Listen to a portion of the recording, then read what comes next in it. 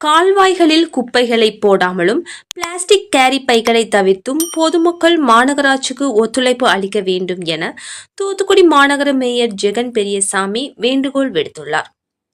தூத்துக்குடி மாநகராட்சி சார்பில் மண்டல வாரியாக வாரந்தோறும் மக்கள் குறைதீர்க்கும் நாள் முகாம் நடைபெற்று வருகிறது. அதன்படி மில்லர்புரத்தில் உள்ள மேற்கு மண்டல அலுவலகத்தில் நடைபெற்ற குறைதீர்க்கும் நாள் முகாமிற்கு மாநகராட்சி ஆணையர் மதுபாலன் தலைமை வகித்தார். துணை மேயர் ஜெனிட்டா, மேற்கு மண்டல தலைவர் அன்னலட்சுமி ஆகியோர் முன்னிலை வகித்தனர்.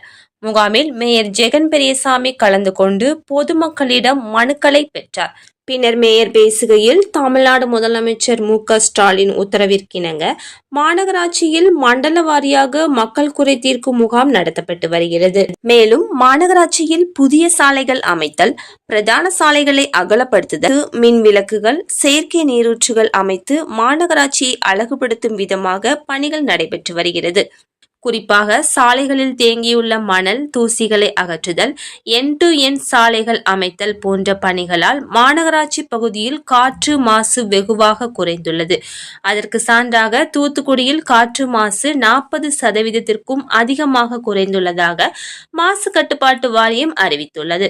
மேலும் வடகிழக்கு பருவமழையில் மாநகராட்சியில் மழை வெள்ளம் தேங்காத வகையில் மாநகராட்சி சார்பில் அனைத்து பணிகளும் நடைபெற்று வருகிறது. இருப்பினும் கால்வாய்களில் குப்பைகளை போடாமலும் பிளாஸ்டிக் கேரி பைகளை தவிர்த்தும் பொதுமக்கள் ஒத்துழைப்பு வழங்க கேட்டுக்கொள்கிறேன் என்றார்.